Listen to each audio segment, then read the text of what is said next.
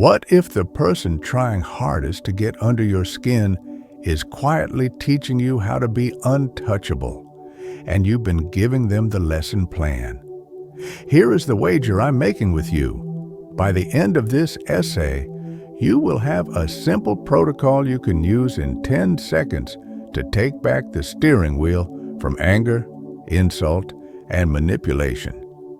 Keep it ready. We'll build toward it, then I'll give it to you clean, and you'll see why it works not just on bad days, but on ordinary Tuesdays, where the noise tries to rent space in your head.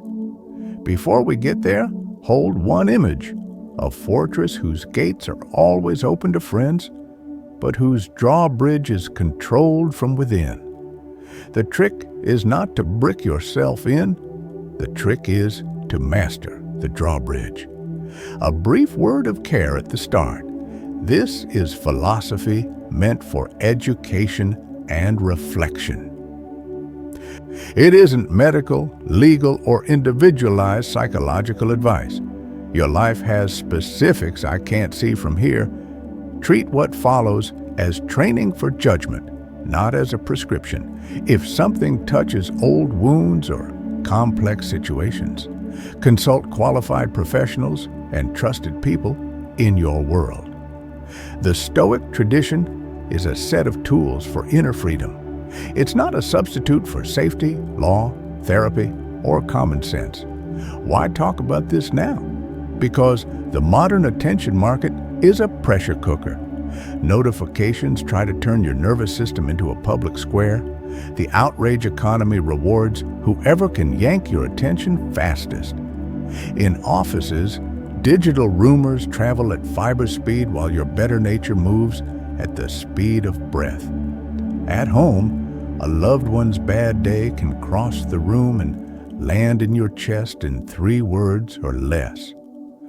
You don't need theory to know what it feels like when your peace leaks away through a sentence you can't stop replaying. The ancients lived without push alerts, but they understood the push and pull inside the mind. They studied a few simple levers: what is up to us, what is not, how our judgments create our suffering, and how voluntary discipline inoculates us against storms. When you put those levers in order, a quiet kind of power appears, the kind that does not need to win the argument because it refuses to auction off its composure. Let's sweep away the biggest misunderstanding first. Stoicism is not emotional anesthesia. It doesn't demand that you become a statue or tolerate abuse. It does not teach you to love injustice or act as if harm is harmless. Stoicism is a craft of internal authorship. It trains the part of you that decides which impulses to license and which stories to believe. If someone crosses a boundary, Stoicism doesn't say smile and take it. It says act from principle rather than reflex. In real-world terms, that can mean documenting facts, setting limits, using the right channels, and choosing a response that serves your long-term aims rather than your momentary itch to retaliate. That difference between response and reaction is the hinge on which your inner door swings. The ancients started at first principles. Some things are within our power and some are not. The old Greek term for your sphere of control is prohairesis, your faculty of choice, the capacity to consent or refuse, to align your attention and action with what you judge to be good. Whether other people's opinions and the past are not in that sphere, your judgments, intentions, and deliberate actions are. The confusion of these two domains is the root of most panic and most pettiness. When you spend your day tugging on other people's strings, you end up tied to them. When you tend to your strings, your choices, you become hard to puppet. There is another simple, unfashionable observation. Events are raw. We season them with meaning. Someone speaks a sentence, your mind supplies replies, a paragraph, and a verdict. You catch a glance. Your mind writes a whole novel. The ancients warned that impressions arrive uninvited like strangers at the door. You don't have to hand them your keys. Between the knock and the welcome lies the power to ask, what exactly happened and what did I add? If you've ever misread a text and felt your body flood with heat, then learned 5 minutes later you were wrong. You've seen how rapidly suffering evaporates when a story is revoked. The practice is not to stop feeling. The practice is to let feelings be the weather, not the driver. So how does this translate into the ordinary provocations? The public dig at a meeting, the family member who won't stop poking, the stranger on the road who tries to export their chaos into your car? It begins with the smallest unit of mastery, a deliberate pause. In that pause, you are not passive, you are building a fulcrum. The pause makes room for the questions that put your mind back in your hands. What did I just add?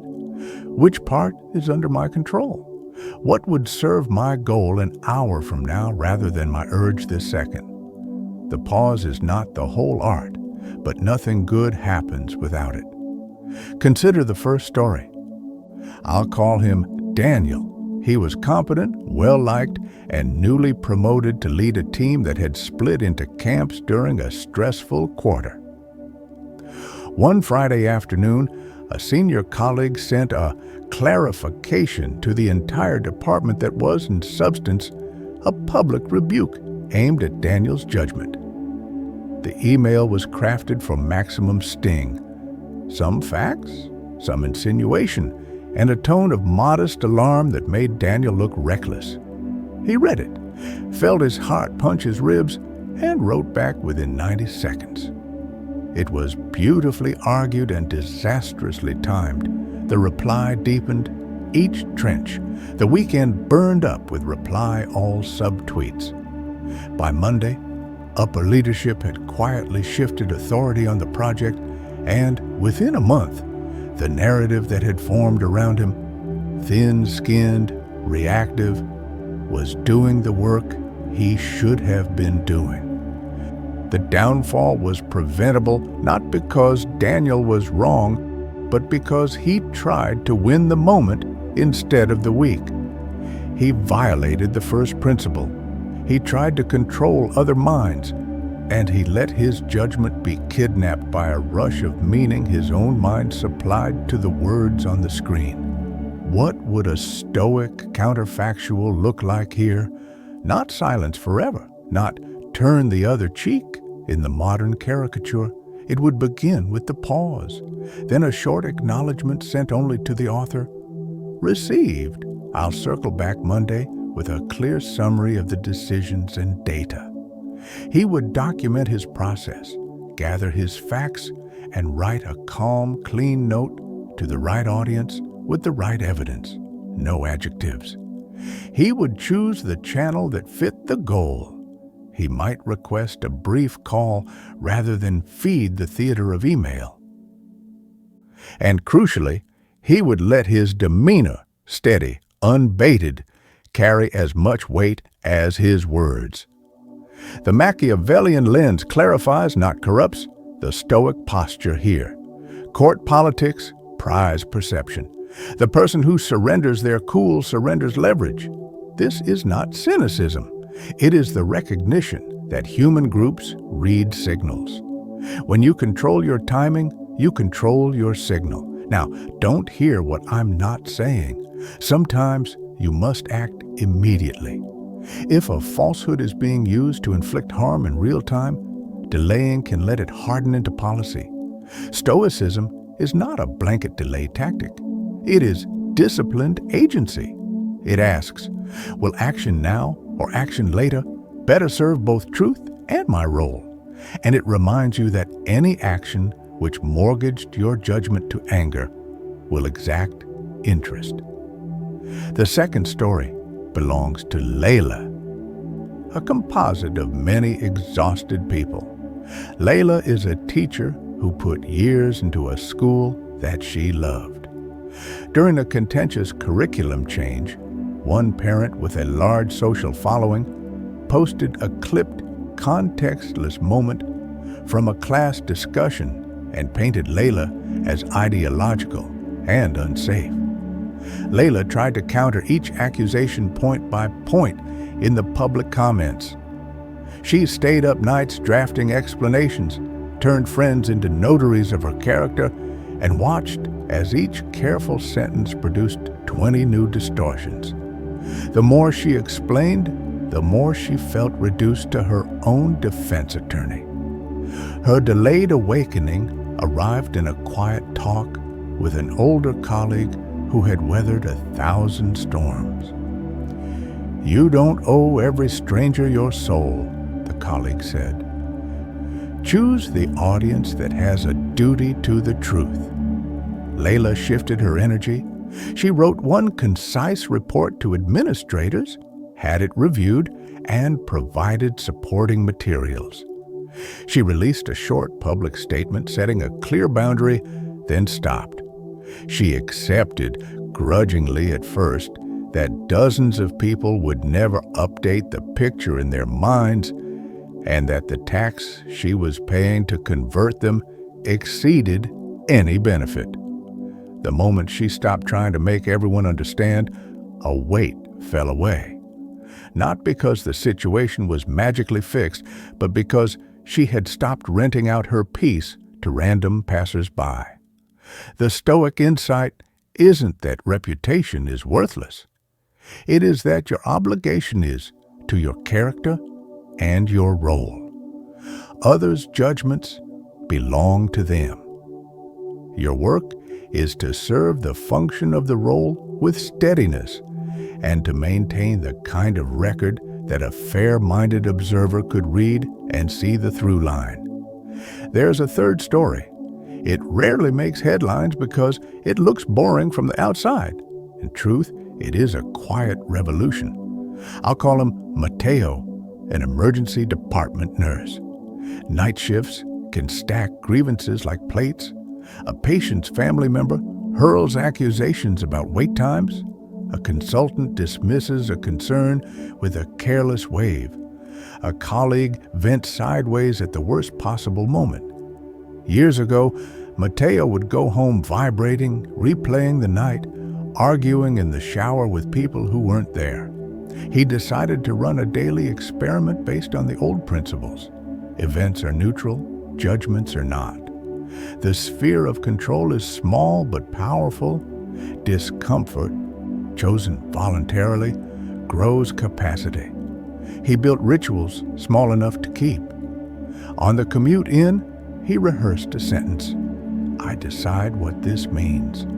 When the first provocation arrived, he took one deliberate breath and answered in a level voice. When he failed, he wrote it down after his shift without shame, as if logging a training session. He started doing minor voluntary discomforts, a cold rinse, a walk without his phone, taking the stairs, so that his nervous system learned how to hear internal alarms without obeying them.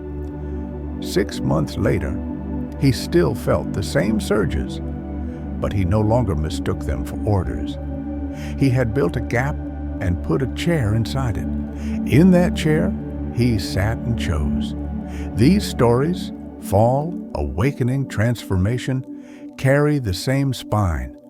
You are not asked to stop being human. You are asked to stop outsourcing authorship. A mind that believes its first drafts is a mind easily handled by other people's agendas.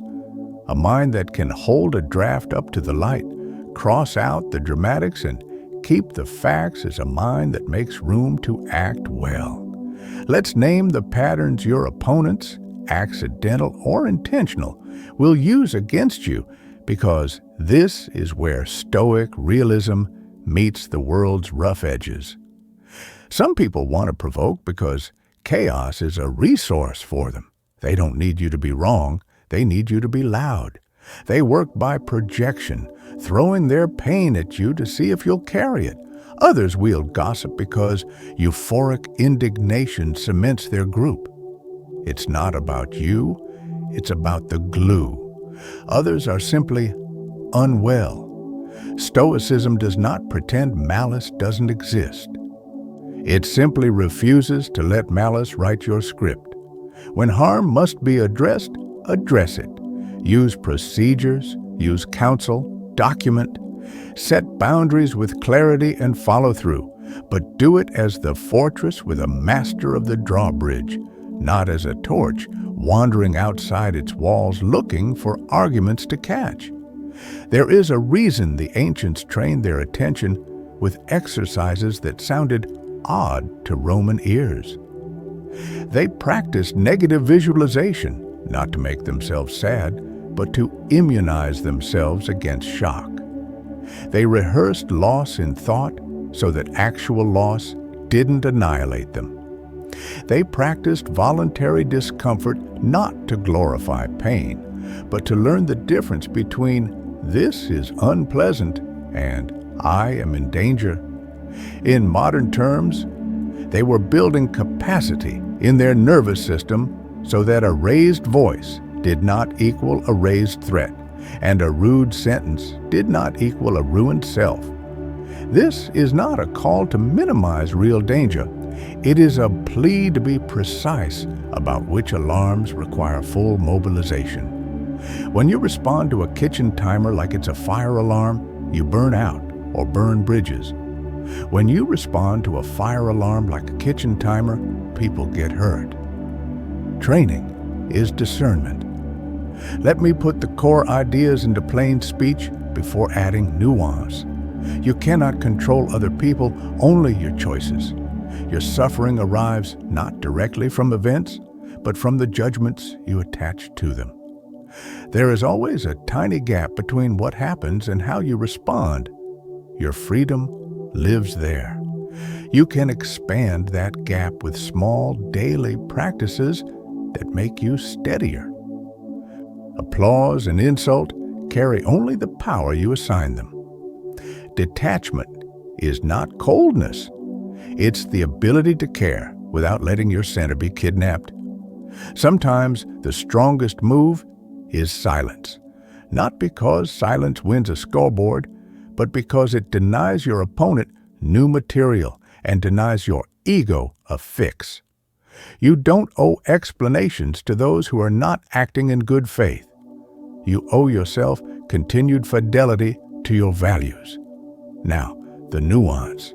Because grown-up life is not a poster, you cannot control other people, but you must often collaborate with them and sometimes constrain them.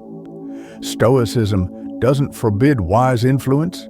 It forbids the kind of expectation that turns influence into misery when it fails. Your judgments shape suffering, but pain exists. You are not less stoic for feeling it. The gap between stimulus and response is real, but smaller in trauma and smaller under chronic sleep deprivation. That means self-care isn't a luxury. Sleep, nutrition, movement, secure relationships are strategic components of your self-command. Silence is powerful, but in certain arenas, silence reads as concession. That's where timing and venue matter. You answer falsehood with facts, and you choose the channel that defangs theater. Accepting misunderstanding is liberating, but reputations are part of how human groups allocate trust. You maintain your public record not to placate hecklers, but to leave an audit trail for the fair-minded. Because philosophy that never enters the body is costume. Let's take the motifs and anchor them. The mind is a mirror. Angry people carry their reflection from room to room, looking for a face to blame. If you stand in front of them, their words describe their own weather. You can hold up your mirror and believe them, or you can notice the weather and let it pass. Reality is gravity. You can refuse to believe in it and the fall will not check in with your feelings before it introduces you to the ground. Expecting fairness from the world because you behave fairly is like insisting the ocean be calm because you're a careful swimmer. It's a noble wish and a poor strategy. So you build a ship, not a tantrum. You keep it in repair. Sleep, routines, relationships that steady you. You train in the shallows, voluntary discomfort, so that storms at sea don't teach you to drown. Your character is a fortress. You open the gates to friends and work and laughter. You keep the drawbridge mechanism inside the walls. If someone tries to breach, you don't scream at the rain. You raise the bridge. You may be wondering about love, because all this talk of fortresses and ships can sound like solitary heroics. Stoicism is not an excuse to become a frictionless stone. It is, at its best, the art of being reliable to the people who rely on you. Think about the colleague you trust most, the friend you call when plans fall apart. They aren't the one whose voice shakes in every gust. They are the one whose calm feels like a room you can enter. That steadiness doesn't make them distant, it makes them safe. The detachment we're discussing is attached to values, not to cheap apathy. It is love without captivity. It's the difference between I need you to feel okay and I choose you because I'm okay. There is a sentence worth repeating out loud the way you'd grip a railing in rough water. My peace is not for rent. Say it under your breath when you're about to hit send. Say it at a green light when the horn behind you is less about traffic and more about a stranger's life leaking into yours. Say it when you step into the meeting that has baked-in friction. It is not a talisman that banishes conflict. It is a reminder that you hold the leash to your attention and your tone, and you are allowed to say no to tenants that punch holes in the walls. We should also be honest about causes. Much of what ignites us isn't the insult in the air. It's the bruise under the skin. If a comment slices you where you already hold doubt about your skill, your worth, your place, your reaction will be hotter. That doesn't mean you're weak. It means you're human. The ancients did not offer pep talks. They offered practices. They wrote to themselves daily about fears and sore spots. They sought counsel. Some of what we call Stoic practice today happens in modern forms with therapists and coaches and close friends. Healing a wound doesn't make you less stoic. It makes you harder to manipulate, because once a wound is tended, casual pokes don't bleed you. You don't become invincible. You become less rentable. There's a practical tension worth surfacing. What about power? A gentle person in a rough game can get chewed up. The answer is not to abandon gentleness. It's to pair it with strategy. Imagine the Niccolo who wrote about princes sitting down with a Stoic. The Stoic would say, attend to character. The worst tyrant is your own appetite. The strategist would say, attend to signals. Power reads posture. You do both. You act in truth, and you send signals that truth can recognize. You don't snarl, but you do speak in plain lines. You don't beg to be seen as strong. You just keep your hands away from the detonator others hand you, and you use the channels that convert facts into consequences when you must. Mercy without clarity invites predators. Clarity without mercy corrodes you.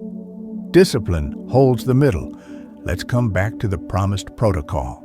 The 10 seconds you can use when the spark lands in your lap. The final form is simple, but now you'll hear the theory breathing inside it. When provoked, breathe in through your nose once, slowly. Feel your ribs expand. Name what actually happened in one bare sentence, out loud if you can, or silently if you must. Choose the smallest effective response that serves your role and your long-term aim. A calm question, a clear boundary, or the refusal to engage right now with a promise to address it properly later. Then leave a trace for your future self, a note, a calendar block, a line in your log. That's it. Breath, name, choose, trace. Breath holds the gate. Naming cuts the story from the facts. Choosing aligns action with values and goals rather than adrenaline. Tracing keeps you honest and protects you from the false peace of avoidance. You'll be tempted to say it's too small. Most good routines are. 10 seconds is not a magic trick, it is a wedge. Used often, it splits habits that once felt like fate. If your body is already revving because life has been a pile-on, this wedge may feel thin. Then we honor reality and build capacity upstream. Protect sleep like a craftsman protects hands. Feed your body as if you plan to need it for the next 50 years. Move your muscles. Let your mind learn that discomfort does not equal doom. Filter what you consume. Your information diet shapes your baseline. Choose 3 people who make you kinder and braver, and see them enough that their voices are familiar when your own inner voice goes thin. This isn't self-care as indulgence. It is maintenance on the ship. How will you know you've made progress? Not when no one can bother you. That day never comes. You'll know because you'll begin to feel the slope of certain choices change. The email that once demanded a 90-second reply will still sting, but you'll choose to draft and send later. And the later, you will thank the earlier. The conversation that used to end in a slammed door will still have heat, but you'll end it with, "I need 20 minutes," and then you'll actually return. Not as a power move, but as someone who would like to live with themselves peacefully tomorrow. The stranger who cuts you off will still jolt you, but your hands will stay steady on the wheel, and your day will not be mortgaged to their chaos. These are small freedoms. They add up to a sovereign state. Let's close the loops we opened. At the beginning, I asked whether the person who tries hardest to needle you is teaching you. Often, yes, not because they are wise, but because your reactions point to where your work lives. When someone gets a rise out of you, you have just located a lever on your own wall. You can hide it from yourself and let them find it again tomorrow, or you can put a cover on it. The 10-second protocol is that cover in miniature. Breath, name, choose, trace. And the payoff I promised, practical freedom, arrives not as fireworks, but as space in your day that used to be filled with arguments with ghosts. One more image to sit with when the world shouts. Imagine your mind as a harbor. Ships arrive, compliments, criticisms, opportunities, provocations. You decide who gets to dock and unload. You can't stop ships from appearing on the horizon. The old philosophers would say you were never asked to. You were asked to be a good harbor master. Some ships you welcome, some you wave past, some you inspect before they enter. And if a storm comes, you shelter what you can, and you do not confuse the weather for your worth. When the storm passes, because it always does, you check your ropes and your hands and your logs, and you go back to the work of tending a life. If you want a sentence to carry into the next ordinary Tuesday, carry this one. I decide what this means. It is not a denial of reality. It is the refusal to outsource your interpretive faculty to anyone who throws words in your direction. If you prefer something grittier, use the one we said earlier. My peace is not for rent. Say it under your breath as often as you need until it moves from slogan to policy. There is more to practice, and it fits naturally with what you've started here. You might explore negative visualization, the ancient habit of rehearsing the loss of comforts, not to live in fear, but to drain fear of its surprise. You might study time as a discipline, closing the leaks that make your day feel like a bucket with holes. Both are cousins of what we've built, attention that answers to you, not to the loudest knock. For now, it is enough to reinforce the architecture you've erected, the first principles that keep you honest about what is yours and what is not, the patience that turns silence from surrender into strategy, the boundary that keeps love generous by keeping chaos outside, the daily, almost invisible repetitions that teach your nervous system to see a provocation and hear a choice. You will still get it wrong. The old philosophers expected that, which is why they wrote to themselves every morning as if they were starting over. Start over as many times as you need. The world will not become kinder on schedule, but you can become calmer without asking anybody's permission. That is a kind of power no tyrant can confiscate. So when the next test arrives, someone who needs your reaction to power their moment, remember the drawbridge. Remember the ship, the mirror, the gravity, the forge, the scaffolding of habit you've put in place piece by piece. Breathe once, name what happened, choose what serves your role, trace it for tomorrow, and walk through your day like a mountain that makes room for the wind and does not move.